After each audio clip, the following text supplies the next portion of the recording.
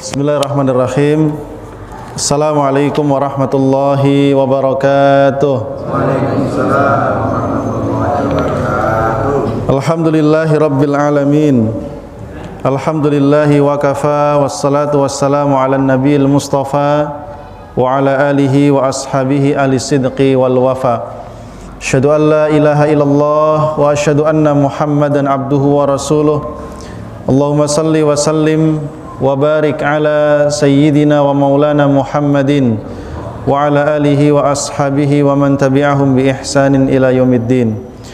Amma ba'du, rabbi syrah li sadri wa yassir li amri wahlul 'uqdatam min lisani yafqahu qawli. Subhanaka la ilma lana illa ma 'allamtana innaka antal alimul hakim.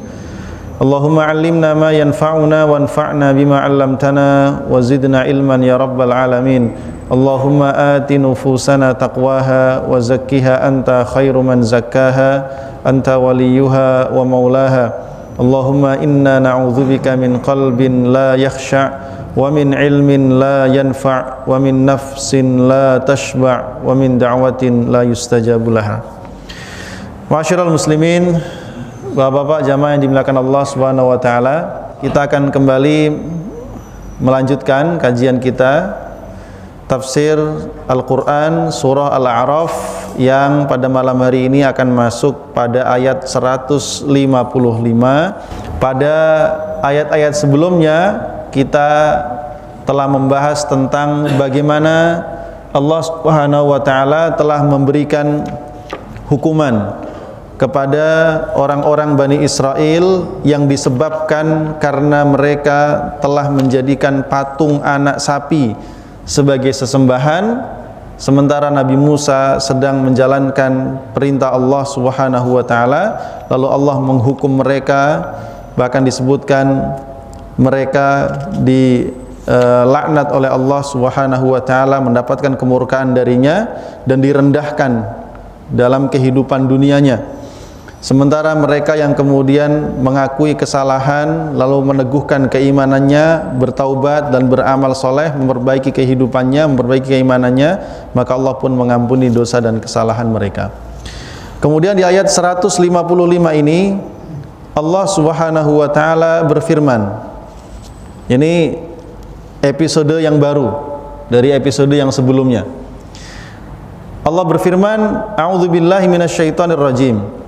Wakhtara Musa qaumahu sab'ina rajulan limiqatina falamma akhadathumur rajfatu qala rabbi law syi'ta ahlaktahum min qablu wa iyyai atuhlikuna bima fa'ala as-sufaha'u minna in hiya illa fitnatuka tudillu biha man tasha' wa tahdi biha man tasha' anta waliyuna faghfir lana warhamna wa anta khairul ghafirin.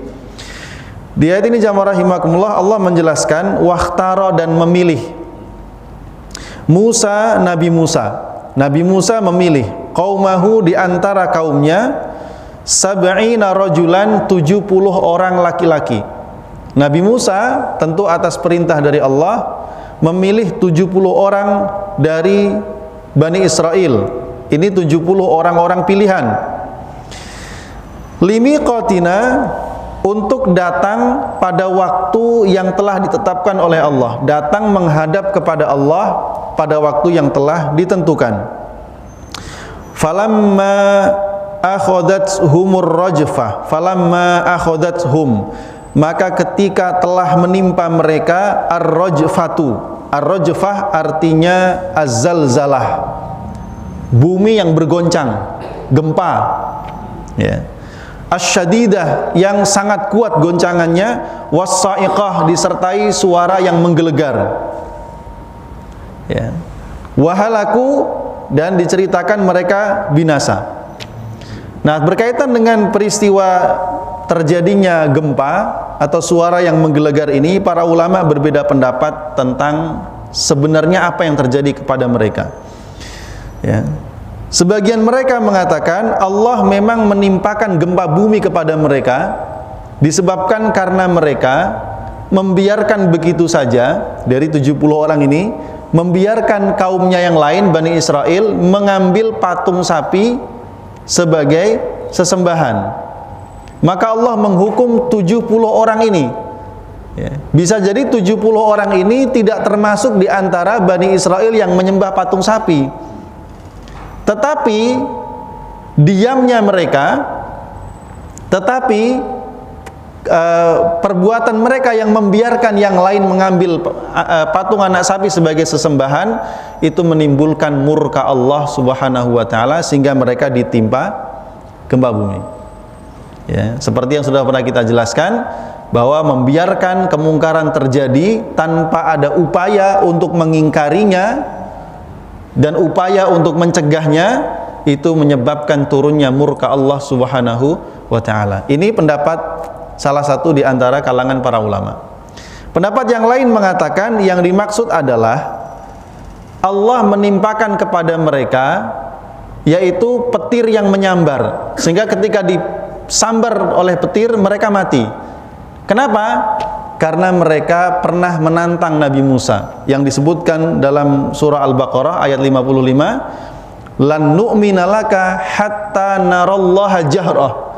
Wahai Musa, kami enggak mau beriman kepadamu dan kepada kitab yang kamu bawa itu kecuali setelah kami melihat Allah terang-terangan. Nah, ini tantangan mereka kepada Nabi Musa alaihissalam. Maka apa yang terjadi?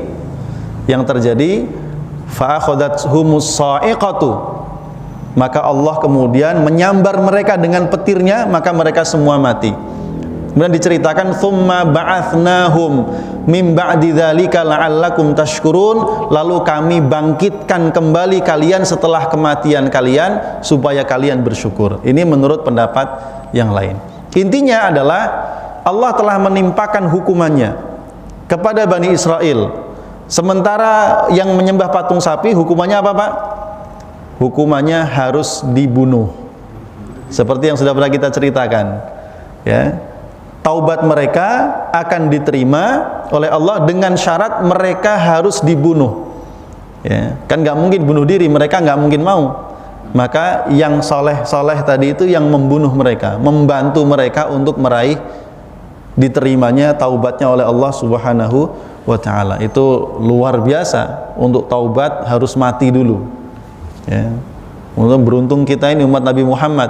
Pokoknya selama matahari belum terbit dari barat, selama nafas belum sampai kerongkongan, maka taubat insya Allah masih diterima. Ya. Tapi kalau nafas sudah sampai kerongkongan, matahari sudah terbit dari barat, maka waktu bertaubat telah habis. Ya. Maka ini menjadi peringatan untuk kita semua. Jadi setelah mereka ditimpa peristiwa yang menggoncangkan tadi, ya, qala, maka Nabi Musa pun kemudian berkata, Rabbi, wahai Tuhanku, lau syi'ta, seandainya engkau menghendaki, ahlaktahum, maka engkau pasti telah membinasakan mereka, min qablu, sebelum peristiwa ini semua terjadi. Ya. Maksudnya sebelum apa? Sebelum mereka menyembah patung sapi, ya, kan mereka juga sudah pernah punya kesalahan sebelumnya. Ya. Dan juga sebelum mereka melakukan pengingkaran terhadap perbuatan yang dilakukan oleh kaumnya. Wa iyaya, dan boleh jadi engkau juga membinasakan aku. Ya. Lau syi'ta ahlaktahum min qablu wa iyaya. Ya Allah, jika engkau menghendaki, ya, untuk membinasakan, maksudnya untuk memberikan hukuman, engkau pasti telah membinasakan mereka 70 orang ini dan diriku sebelum semua ini terjadi. Artinya Allah punya kuasa penuh untuk menimpakan siksaan kepada siapapun di antara hamba-hambanya yang layak dan berhak diberikan siksaan.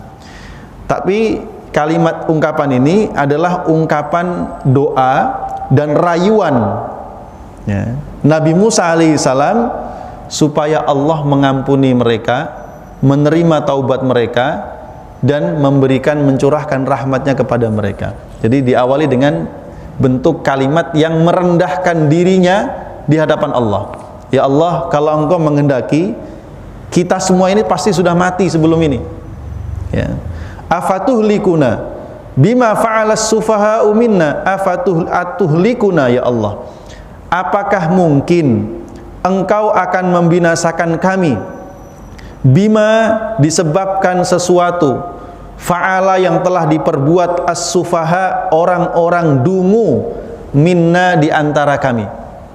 Ya Allah, masa sih gara-gara kelakuan sebagian orang-orang yang bodoh dalam urusan agama, as-safih itu orang yang dungu Pak, bodoh, ya, kurang waras, sehingga dia melakukan apapun mesti salah. Ya. Nah di sini as-sufaha itu yang dimaksud adalah orang yang dungu, yang bodoh dalam urusan agama, sehingga mereka melakukan hal-hal yang bodoh yang melanggar batas-batas agama. Maka mereka disebut as-sufaha oleh Nabi Musa. Ya. Apakah engkau akan membinasakan kami disebabkan perbuatan orang-orang dungu di antara kami? Ya. Ini maksudnya adalah Nabi Musa ingin mengatakan, annaka ya Rabb la tuhlikuna, tidak mungkin ya Allah engkau dengan rahmatmu membinasakan kami sementara kami tidak melakukan perbuatan dosa seperti yang dilakukan orang-orang yang mengambil patung sapi sebagai sesembahan. Kan kami nggak melakukan ya Allah. Nah ini kalimatnya begitu. Ya, ini menunjukkan Allah tidak mungkin menghukum seorang hamba disebabkan kesalahan yang dilakukan oleh orang lain. Ini diantara bentuk keadilan Allah Subhanahu wa ta'ala. In hiya illa fitnatuka, in tidaklah hiya hal itu illa melainkan fitnatuka, ujian darimu. Ya Allah, ya Nabi Musa mendeklar bahwa semua kejadian itu merupakan fitnah. Fitnah dalam artian cobaan dan ujian, Pak. Fitnah dalam definisi Quran ya, bukan fitnah dalam definisi Indonesia. Ya, fitnah dalam definisi Al-Quran maksudnya adalah al-ibtila, ujian, wal imtihan, cobaan. Ya. Dan ini fitnah biasanya diungkapkan untuk menunjukkan ujian yang teramat sangat berat, yaitu ketika Bani Israel diiming-iming patung sapi terbuat dari emas yang bisa ngomong. Rupanya banyak di antara mereka yang terkena fitnah, terkena ujian tersebut, sehingga mereka tidak sabar untuk tidak menyembah patung tersebut, maka jatuhlah mereka pada kesesatan. In hiya illa fitnatuka, ini tidak lain melainkan adalah fitnah, ujian darimu. Tudillu biha man tasha, dengan fitnah itu engkau menyesatkan siapapun yang engkau kehendaki. Wa tahdi man tasha, dan engkau memberikan petunjuk dengan fitnah itu siapapun yang engkau kehendaki. Jadi banyak dalam hidup ini Pak, fitnah, ujian. Ya. Maka orang yang memahami bahwa itu ujian, ya, lalu dia bersikap seperti yang diperintahkan oleh Allah Subhanahu wa ta'ala, maka insya Allah dia akan selamat dari ujian itu dan mendapatkan petunjuk dari Allah. Tapi barang siapa yang ketika fitnah itu melanda, dia silau dengan fitnah itu, dia tidak sadar kalau itu fitnah, kemudian dia larut tenggelam dalam fitnah, maka dia pasti akan tersesat disebabkan karena fitnah itu. Fitnah dalam kehidupan itu seperti disebutkan dalam surah Al-Kahfi, full satu surat. Pertama ada fitnah keimanan yang dialami Ashabul Kahfi, ya.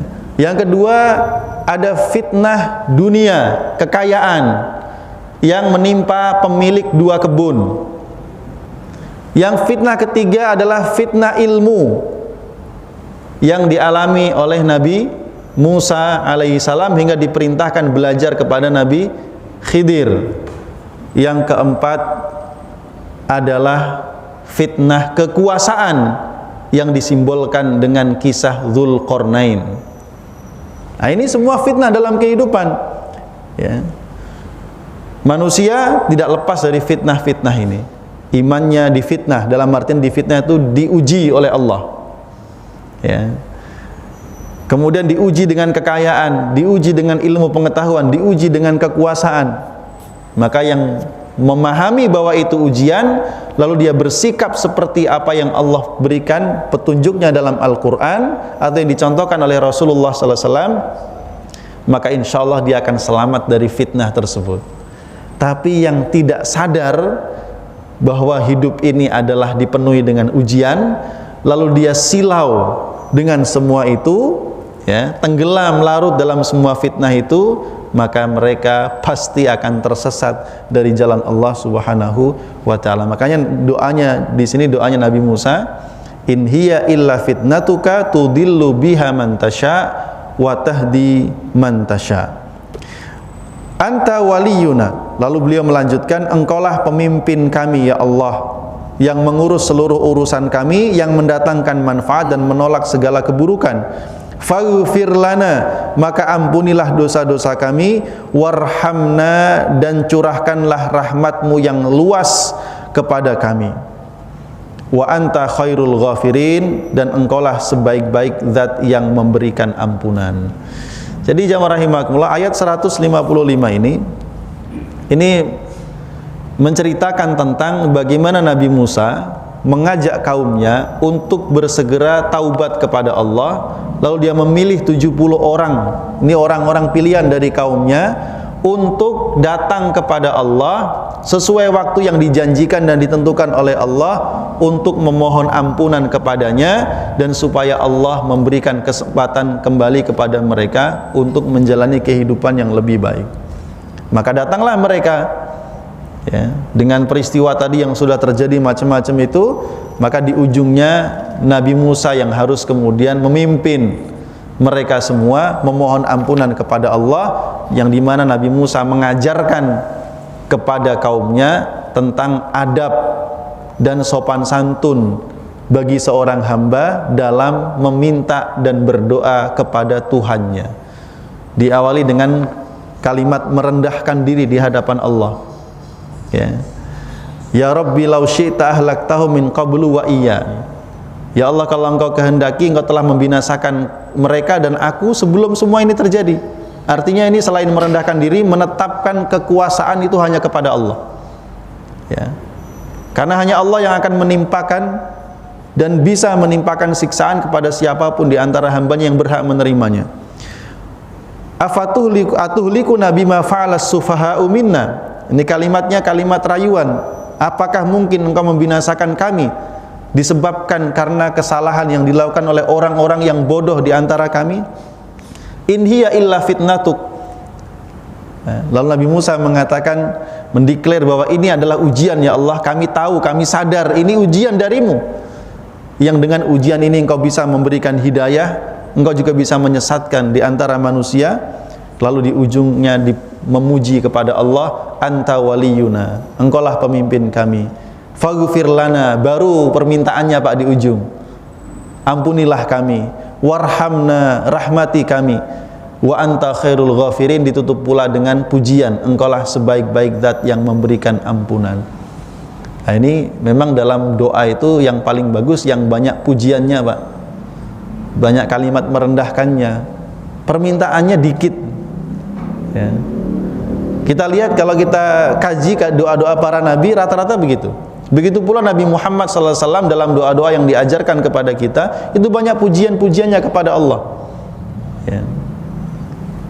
Bahkan kalaupun seandainya kita tidak meminta hajat kita, kita berdoa hanya dengan memuji Allah saja, Allah Maha tahu apa yang kita inginkan, apa yang kita butuhkan, ya. Contoh paling konkret adalah Nabi Yunus itu doanya, nggak ada itu permintaan ya Allah selamatkan saya, itu nggak ada. Tapi murni merendahkan diri dan memuji Allah Subhanahu wa ta'ala. La ilaha illa anta subhanaka inni kuntu minadh dhalimin, ya. Dan doa-doa Nabi yang lainnya. Itulah adab, ya, dalam berdoa kepada Allah Subhanahu wa ta'ala. Kenapa? Karena Allah itu Maha Pengampun, sebagaimana disebutkan dalam hadis Ya bna Adam, hadis qudsi ini. Ya bna Adam, wahai anak Adam, lau balaghat dzunubuka ananas sama, seandainya dosa-dosamu itu sampai puncak langit, saking banyaknya. Tsumma laqitani, kemudian engkau bertemu denganku. La tusyriku bi syai'a, dalam keadaan tidak menyekutukan aku dengan sesuatu apapun. Ya, datang maksudnya mati kembali kepada Allah dalam kondisi membawa tauhid, tidak pernah syirik. Kata Allah apa?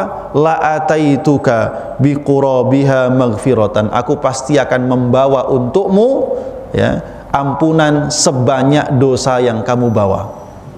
Masya Allah ya, luar biasa Pak, betapa maha pengampunnya Allah subhanahu wa ta'ala ya. Baik jamaah rahimakumullah, itu ayat ke 155. Bisa difahami ya sampai sini ya, ya. Ayat 156 Allah berfirman, waktub lana fi hadhihi dunya hasanatan wa fil akhirah inna hudna ilaik qala adzabi usibu bihi man asya wa rahmati wasi'at kulla syai' fasa'aktubuha lilladzina yattaquna wa yu'tuna zakata walladzina hum biayatina yu'minun. Masih tentang lanjutan doa Nabi Musa, waktub, dan tuliskanlah, artinya adalah berikanlah, wajibkanlah, lana untuk kami fi hadhi dunya, di atas dunia ini, hasanatan, kebaikan. Ya Allah, tetapkanlah kebaikan untuk kami di dunia ini. Wa fil akhirati, dan di akhirat. Ya, ini doa sapu jagat Pak. Rabbana atina fid dunya hasanah wa fil akhirati hasanah. Ya, tambahi waqina adzabannar, sapu jagat. Ya. Jadi Nabi Musa alaihissalam meminta kepada Allah supaya Allah menetapkan kebaikan, ya, artinya memudahkan mereka untuk mendapatkan kebaikan di dunia, yaitu seperti apa contoh kebaikan disebut hasanah itu? Bi taufiqina lil ilmi an-nafi', yaitu dengan memudahkan kami untuk mendapatkan ilmu yang bermanfaat. Wal amalis salih, dan memudahkan kami melakukan amal saleh. Warizq al-wasi', dan untuk mendapatkan rizki yang banyak, yang luas, yang lapang, dan yang berkah. Nah, ini baru kehidupan dunia itu terasa baik-baik saja Pak. Ilmunya ada, ya, kemudian apalagi amalnya bisa, kemudian rizkinya juga cukup. Maka kehidupan dunia kita baik-baik saja. Karena kalau salah satu dari tiga ini nggak ada, hidup itu jadi jomplang. Ya, punya harta cukup, tapi ilmu nggak ada, amal nggak ada, celaka juga. Ya. Ilmunya ada, tapi nggak bisa beramal. Ya. Kemudian rizkinya ada, juga nggak bisa. Ya, kebaikan dunia tiga ini. Ya. Begitu pula kebaikan di akhirat dengan apa? Dengan mendapatkan pahala dan surga atas amal perbuatan yang telah mereka lakukan. Inna hudna ilaik, sesungguhnya ya Allah kami bertaubat dan kembali kepadamu. Nah, ini akhir daripada doa Nabi Musa alaihissalam, yang juga doa ini tidak hanya diperuntukkan untuk dirinya, tetapi juga diperuntukkan untuk kaumnya, yaitu Bani Israel. Apa jawaban Allah? Qala, Allah berfirman, adzabi, azabku, kata Allah, usibu, akan aku timpakan, bihi, azab tersebut, man asya, kepada siapapun yang aku kehendaki. Ya. Boleh Pak? Bolehkah Allah menimpakan azabnya kepada siapapun yang Dia kehendaki? Boleh. Allah yang maha kuasa, yang menguasai jagat raya ini Allah, yang memiliki siksaan yang tanpa batas cuman Allah. Dan Allah berhak menyiksa siapapun di antara hambanya, tapi kita meyakini bahwa Allah subhanahu wa ta'ala punya sifat al-adil, al-adl, yang maha adil. Keadilan Allah pasti akan meliputi semua hambanya. Artinya apa? Tidak mungkin Allah menimpakan azab kepada hambanya yang tidak melakukan kesalahan. Makanya kalimatnya Nabi Musa tadi, atuhlikuna bima fa'alas sufaha'u minna, ya Allah, yang bersalah mereka, kami tidak melakukan perbuatan syirik seperti mereka. Maka apakah mungkin engkau membinasakan kami padahal yang salah mereka? Ini mengetuk pintu keadilan Allah Subhanahu wa taala. Ya. Dan Allah alaihissallahu bi ahkamil hakimin, bukankah Allah itu adalah hakim yang paling adil? Inilah doanya Nabi Musa alaihissalam dan dijawab oleh Allah, qala adzabi usibu bihi man asya. Lalu Allah juga mengatakan wa rahmati, dan rahmatku wasi'at, mencakup. Wasi'at itu artinya luas, Pak. Tapi artinya di sini maksudnya mencakup kulla syai'in, segala sesuatu. Azabku akan aku timpakan siapapun di antara hambaku yang aku kehendaki, tapi rahmatku jauh lebih luas. Dan itulah yang memang Allah katakan, ya, bahwa rahmat Allah itu jauh lebih luas dibandingkan, ya, siksaannya. Ya. Wa rahmati wasi'at kulla syai'in tafaddulan minni, dan rahmatku meliputi segala sesuatu sebagai bentuk kebaikan dariku.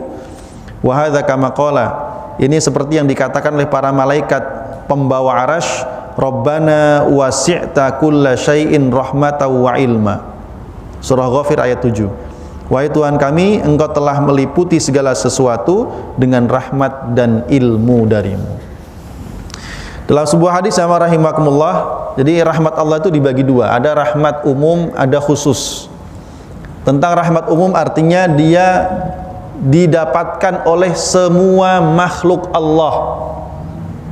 Ya. Berapa banyak? Dalam sebuah hadis dari Abu Hurairah radhiyallahu an, riwayat Imam Muslim, Rasulullah sallallahu alaihi wasallam bersabda, innalillahi mi'ata rahmatin, sesungguhnya Allah memiliki 100 rahmat. Anzala minha rahmatan wahidatan bainal jinni wal insi wal bahaimi wal hawam. Allah menurunkan hanya satu saja dari 100 itu kepada para jin, para manusia, binatang ternak, dan semua binatang-binatang kecil yang bahkan nggak kelihatan oleh kita. Jadi satu itu diturunkan untuk semuanya. Fabiha yata'atafun, dengan satu rahmat itu mereka saling mengasihi dan berlemah lembut satu sama lain. Wabiha yatarohamun, dengan satu rahmat itu semua makhluk itu saling menyayangi. Wabiha ta'tiful wahsyu ala waladiha, dengan satu rahmat itulah seekor binatang buas pun menyayangi anaknya. Wa akharallahu tis'an wa tis'ina rahmatan yarhamu biha ibadahu yaumal qiyamah, dan Allah menunda 99 rahmat yang lainnya yang kelak akan Allah berikan kepada hamba-hambanya pada hari kiamat. Ya, jadi cuma berapa Pak yang turun? Satu. Jadi masih berapa? 99. Jadi kalau disebutkan kelak tidak ada yang masuk surga kecuali atas rahmat Allah, nah itu nanti yang dapat 99. Masya Allah. Ya, pengen dapat 1 pas 99 Pak? Kalau saya pengen dapat 100 Pak. Di dunia dapat 1, digenepin 99 nanti di akhirat, jadi dapat genep 100. Kita minta tiap hari warhamni, warhamni, warhamni itu. Dalam sujud warhamni kan ada kan? Wajburni, warfa'ni, warzuqni, wahdini, wa'afini, wa'fu anni. Itu lengkap doa sujud itu. Doa duduk di antara dua sujud ya. Lengkap sekali doanya, insyaallah. Ya. Nah, itu rahmat Allah yang diberikan secara umum, satu tapi mencakup semua. Lihat, satu saja begitu dahsyatnya. Walaupun zaman sekarang banyak manusia udah kehilangan kasih sayangnya. Saya ngeri berapa hari ini nonton TV, nonton ini pembunuhan, mutilasi, ya Allah. Ya. Insyaallah, ya, miris. Ya, miris. Kok ada orang di dunia ini nggak dapat rahmat pun gitu, atau hilang rahmat dari hatinya. Ya, sehingga begitu tega dia melakukan perbuatan yang sangat keji dan kejam seperti itu. Adapun rahmat Allah yang khusus ya rahimakumullah disebutkan di ayat berikutnya fasa'aktubuha, ya. maka aku akan menuliskan. Setelah Allah katakan tadi rahmatku mencakup meliputi segala sesuatu, Allah berfirman fasa'aktubuha, aku akan menetapkan rahmatku itu untuk siapa? Lilladzina yattaqun, untuk orang yang bertakwa, yaitu yang bertakwa menjauhi kekufuran, kesyirikan dan kemaksiatan.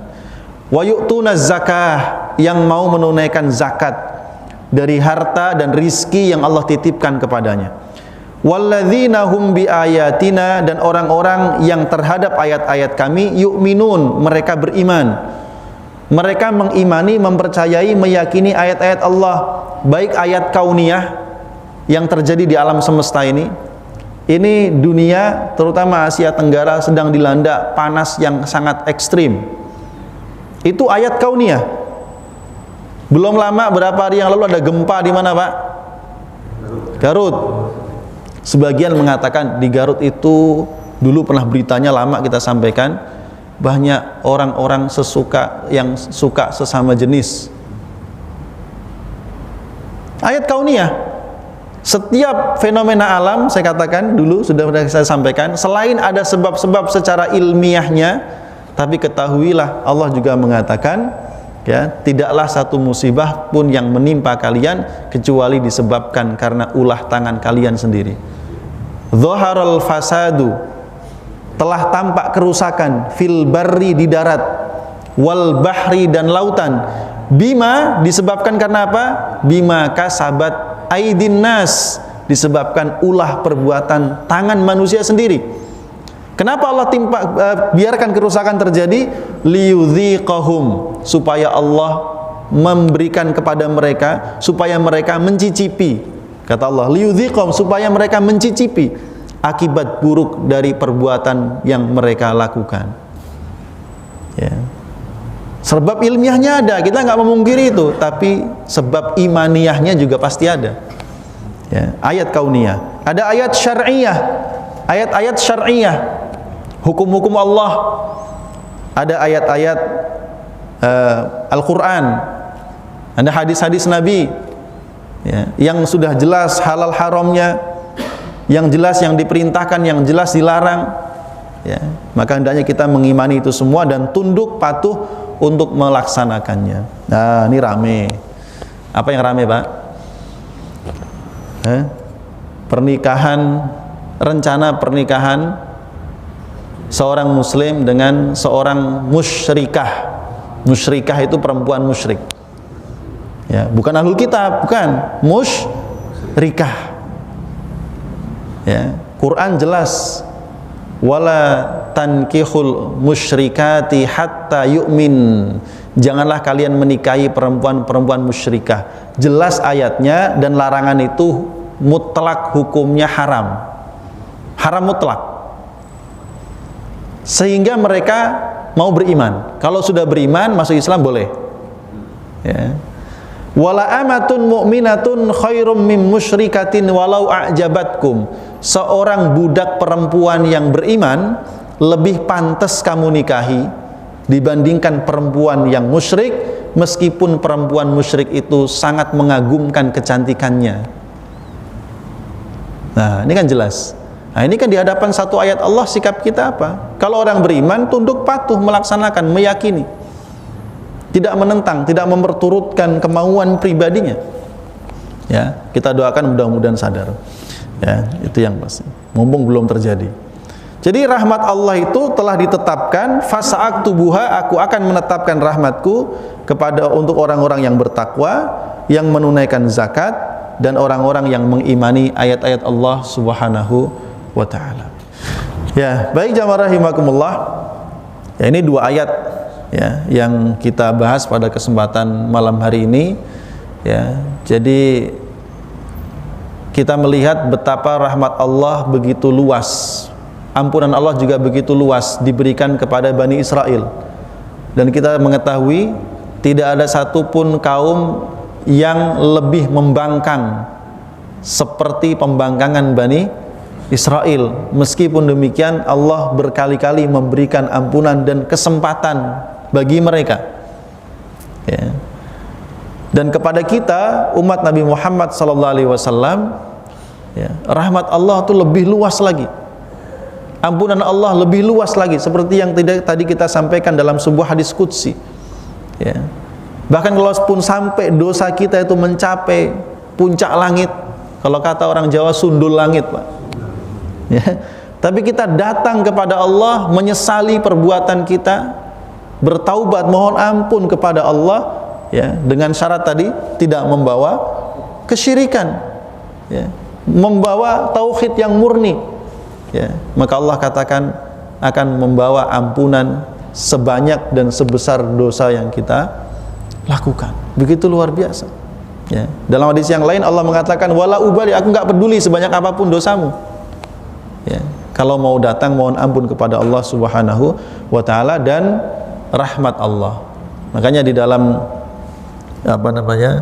doa itu banyak sekali permintaan ampun dan permintaan rahmat. Doanya Nabi Adam, gimana doanya? Rabbana zalamna anfusana wa illam taghfir lana wa tarhamna lanakunanna minal khasirin. Ya Allah, kami telah zalim kepada diri kami sendiri. Kalau seandainya Engkau tidak mengampuni dan tidak merahmati, apa jadinya? Lanakunanna minal khasirin. Pasti kami ini menjadi golongan orang-orang yang merugi. Karena jamaah rahimakumullah, kalaupun yang kita minta kepada Allah cuma dua itu, Allahumma gfirli, Allahumma arhamni, ya Allah ampuni aku, rahmati aku, udah sangat cukup, Pak. Untuk orang yang meninggal apa doanya? Allahumma gfirlahu, Allahumma arhamhu, ampuni dia ya Allah, rahmati dia, cukup udah. Begitu pula para malaikat ketika mendatangi majelis-majelis seperti ini, ya, mereka mendoakan kita, apa doanya? Allahumma gfir lahu, Allahumma arhamhu, ya Allah yang datang di sini ampuni, rahmati. Setiap hari dua itu kita minta, Pak, ya, dan didoakan untuk kita oleh para malaikat, ya, karena kita sangat membutuhkan dua hal itu dari Allah Subhanahu wa ta'ala.